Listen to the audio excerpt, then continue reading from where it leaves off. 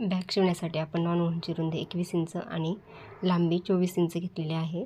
प्रथम आपण एकदा असं फोल्ड करून आणि पुन्हा एकदा फोल्ड करून आपण आता हे दोनदा फोल्ड केलेलं आहे। आणि आता आपण या बंद बाजू दोन्ही आहेत, खालच्या बाजूकडून 2.5 इंचावरती आपण एक रेषा पट्टीच्या सहाय्याने मारून घेऊया।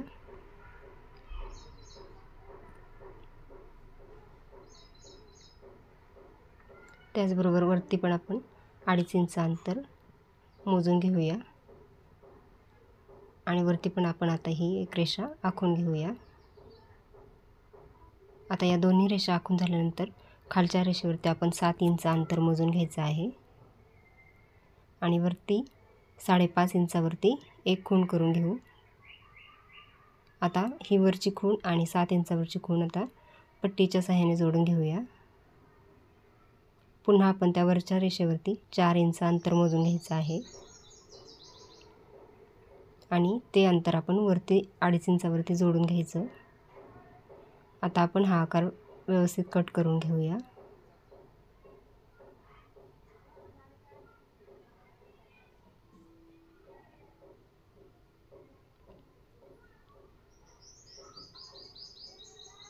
आपल्याला आता हा आकार मिळालेला आहे। आता आपण याला पॉकेट जोडून घेऊ। पॉकेट जोडण्यासाठी याची लांबी आपण रुंदी 14 इंच आणि उंची 6.5 इंच घेतलेली आहे। अशा प्रकारे आपण दोनदा अर्धा इंच फोल्ड करून एक शिलाई करून घ्यायची आणि सर्व बाजूंनी हे पॉकेट जोडायचे। आता आपले पॉकेट जोडून झालेले आहे।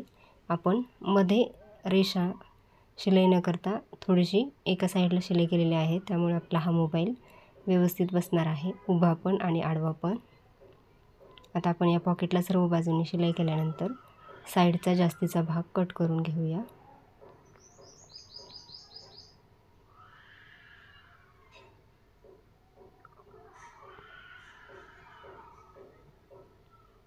आता आपण हा पॅटर्न कापडावरती ठेवून पिनअप करून घेऊ आणि त्यानंतर आपण हा आकार कट करून त्याला सर्व बाजूंनी शिलाई करून घेऊया।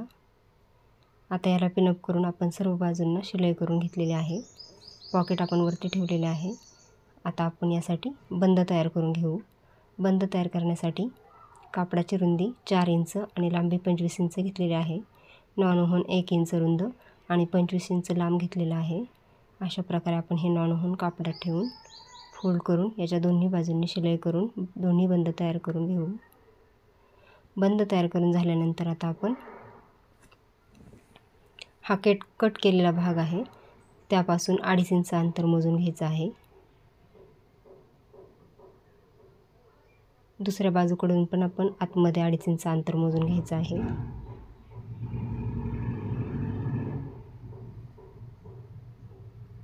आता ह्या दोन्ही खुणा केल्यानंतर थोडासा बंद फोल्ड करून 1 इंच अंतर खाली आपण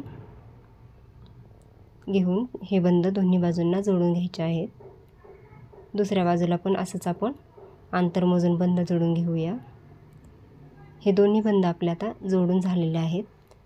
आता आपण बॅगला चैन जोडणार आहोत। त्यासाठी आपण या वरच्या भागाच्या मापाची चैन कट करून घेतलेली आहे। चैनचे आपण आता 2 भाग वेगवेगळे करू आणि ही उलट ठेवून ही चैन या भागावरती शिवून घेऊया आणि दुसरा भाग आपण या बाजूला शिवून घेऊ। आता या दोन्ही बाजूंना चैन जोडून झाल्यानंतर हा भाग फोल्ड करून आपण त्यावर दाबटीप घालून घेऊया दोन्ही बाजूंना।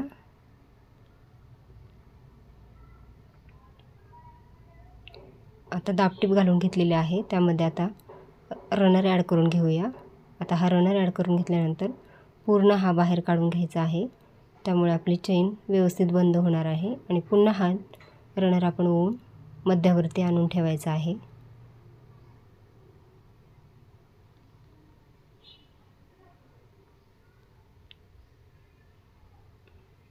आणि आता ही बॅग आपण उलट करून घ्यायची आहे।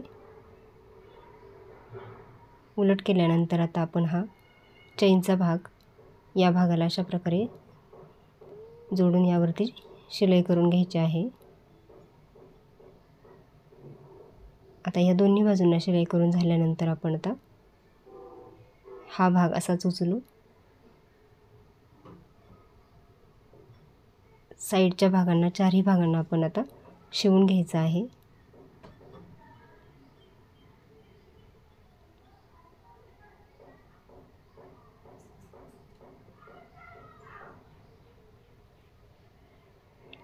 आता हे चारही भाग आपले शिवून झाल्यानंतर आपली ही बॅग शिवून रेडी आहे.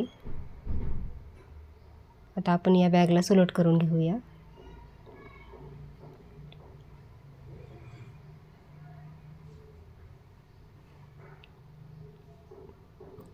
सुलट केल्यानंतर बॅगला आपल्या आतमध्ये 2 पॉकेट तयार झालेले आहेत आणि एकदम कडक अशी आपली ही बॅग तयार झालेली आहे. यात भरपूर साहित्य आपले बसणार आहे.